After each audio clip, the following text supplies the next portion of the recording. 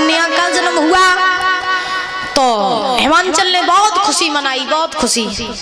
उनकी खुशी का ठिकाना नहीं रहा महाराज। बहुत सारा धन दान किया, बहुत सारी गायों का दान किया, ऐसे नाना प्रकार से खुशी मनाई। जब खुशी मनाई तो उसी समय महाराज आज बड़े बड़े महात्माओं को बुलाया, संतों को बुलाया, ऋषियों को भोग लगवाया, ऐसे बहुत खुशी मनाई गई। अच्छा, पहले के जमाने में जब राजा महाराजाओं के घर में बेटियां होती थी ना तो वास्तव में खुशी मनाई जाती थी मैया। लेकिन आजकल 100% में 50% लोगों को लड़कियां बोझ लगने लगी हैं।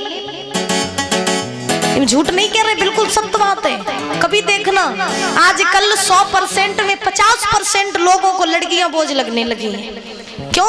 क्योंकि महाराज अगर घर में लड़का हो जाए तो बहुत खुशी, बिटियां हो जाए तो लगता फांसी पर टांग दोगे। हाँ, लेकिन एक बात मेरी ध्यान रखना, लड़कियों का जन्म भी राजा महाराजाओं के ही घर में होता है।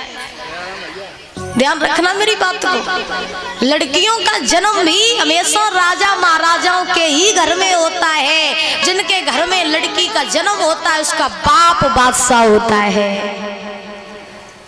ध्यान रखना।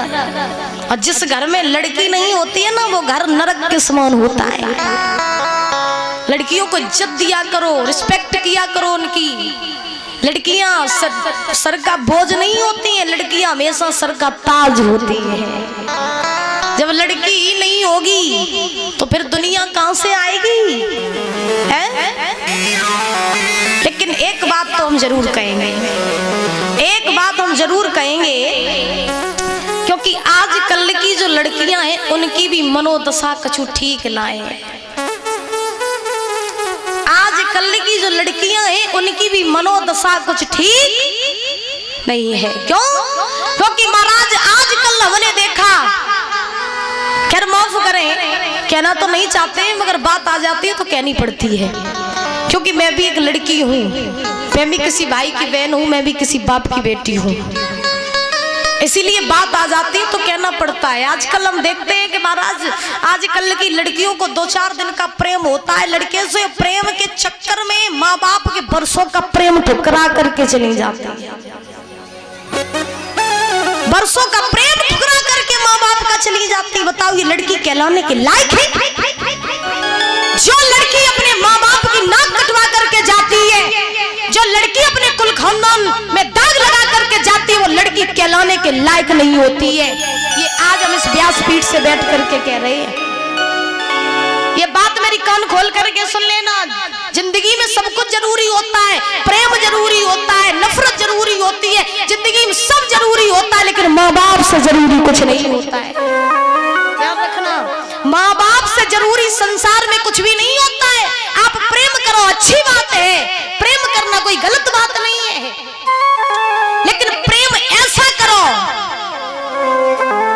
जो अपने कुल खानदान की भी मर्यादा रह जाए। अगर सभी बहनों से मेरी विनती है, हाथ जोड़ के विनती है कि अगर अपने कुल खानदान का नाम रोशन कर ना पाओ तो अपने कुल खानदान का नाम डुबाना भी। और आजकल की लड़कियां जब गलत कदम उठाती हैं ना तो फिर माँ बाप को ऐसा लगता है कि अगर फलाने की लड़की ने गलत किया तो कहीं ऐसा ना हो कि मेरी भी बेटी कुछ गलत कर जाए। ऐसा माँ बाप के अंदर थोड़ा प्रेम आ जाता है। तो मेरी बहनाओं ये बात मेरी कान खोल करके सुन लेना कि जिंदगी में ऐसा काम करो, जिंदगी में ऐसा काम करो कि जब आप रास्ते से चलो तो फिर लोग कहेंगे देखो फलाने की बेटी जा रही, उसने अपने बाप का नाम रोशन कर दिया। ऐसे चलो, जिंदगी में ऐसे जियो जो आपको सर झुका करके न जीना पड़े, बल्कि आप सर उठा करके जियो। जिंदगी में ऐसे जीना चाहिए। अगर आप गलत काम करोगी फिर जिंदगी में कभी सर उठा करके जी नहीं पाओगी। ये बात मेरी गांठ बांध लेना। प्रेम बहुत जरूरी होता है जीवन में, बहुत जरूरी। हम नहीं कहते प्रेम न करो, बहुत जरूरी, लेकिन उस प्रेम के खातिर अगर माँ बाप को छोड़ना पड़े, ऐसे प्रेम को आग लगा दी जाए। ध्यान रखना, माँ बाप का हमेशा नाम रोशन करना सीखो। और जब आप माँ बाप का नाम रोशन करोगी तो बाप आपको सर का बोझ नहीं, बल्कि सर का ताज समझेंगे। बोलिए गोविंद भगवान की। और जब आप माँ बाप का नाम रोशन करोगी तो बाप आपको सर का बोझ नहीं बल्कि सर का ताज समझेंगे। बोलिए गोविंद भगवान की। और जब आप माँ बाप का नाम रोशन करोगी तो बाप आपको सर का बोझ नहीं, बल्कि सर का ताज समझेंगे। तो हमेशा लक्ष्मी बन करके रहा करो। बात समझ में आ रही है? ऐसे ही रहा करो। आज इधर हिमाचल के यहाँ पर बहुत खुशी मनाई गई महाराज। बाबा देवर्षि नारद आए, तो जब नारद जी आए तो हिमाचल ने नारद जी से कहा, हे नारद जी, आप मेरी कन्या की हस्तरेखा देख करके मुझे बता दीजिए कि मेरी बेटी के आचार विचार कैसे होंगे, बड़ी होकर के क्या करेगी और इसका विवाह किसके साथ में होगा, मुझे बता दीजिए। उसी समय नारद जी ने जब कन्या की हस्तरेखा देखी, नारद जी बोले, हे हिमाचल, तुम्हारे तो भाग्य ही खुल गए जो तुम्हारे घर में साक्षात लक्ष्मी आई है। तो पूछ रहे हो ना कि तुम्हारी बेटी का विवाह किसके साथ में होगा, तो तुम्हारी बेटी का विवाह देवों के देव महादेव के साथ में होगा। बड़ी होकर के भगवान की बहुत बड़ी भक्त होगी, भजन करेगी, भक्ति करेगी, तुम्हारा नाम रोशन करेगी, इसीलिए मैं इसका नाम रख रहा हूं पार्वती। पार्वती नाम रख दिया। पहले के राजा महाराजा जब नामकरण संस्कार करवाते थे तो महात्माओं के द्वारा करवाते थे, और आजकल हमने कल भी बताया था, आजकल के महात्मा बच्चन की मौसी बन जाती बच्चन की मौसी बन जाती महाराज। एक समय की बात बताएं परीक्षित महाराज, क्या एक गांव में महाराज कथा चल रही थी, तो गांव में जब कथा चल रही थी तो जिस घर में रुके हुए थे हम लोग, जिस घर में रुके हुए थे तो परीक्षित महाराज वो घर में एक 5 साल की बिटिया रहे।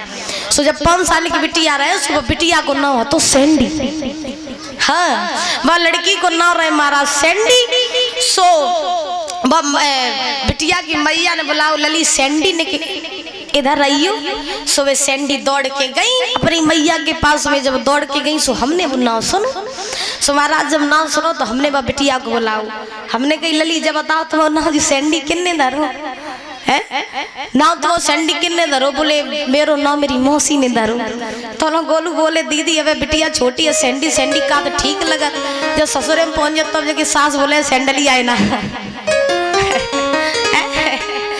तो कहने का अभिप्राय ऐसा है कि महाराज आजकल लोग ऐसे ऐसे नाम रखते हैं जिनका कोई मतलब ही नहीं होता है।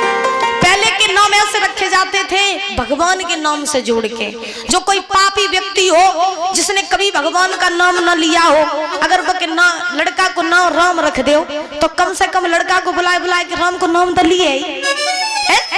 तो पहले नाम ऐसे रखे जाते थे, और धोखे में भी अगर भगवान का नाम लिप जाए तो उसका भी उद्धार हो जाता है। लेकिन आजकल की तो महिमा ही निराली महाराज। आजकल अगर शुद्ध सीधो नाम रख दो जाए ना तो बाव को काट काट के आधो शॉर्ट कर दो जा, हाँ आधो शॉर्ट कर दो जा। अब जो मई चश्मा वाली मैया बैठी, अब इन तक कह दी जा कोई ऐसा नाम लो है मैया तो तुम नाम नहीं ले पाए, नहीं ले पाओगे। तो इसीलिए नाम ऐसे रखा करो जिनका कोई मतलब निकले। पार्वती नाम रखा नारद जी ने, नारद जी वहां से चले गए, पार्वती धीरे धीरे बड़ी हुई। जब पार्वती धीरे धीरे बड़ी हुई तो बड़ी होने के बाद में भोले बाबा के नाम की रटन लग गई बचपन से ही। अब एक बार पार्वती ने महाराज आज हिमाचल से कहा, बाबा अगर तुम्हारी आज्ञा हो तो मैं आपसे कुछ कहना चाहती हूँ।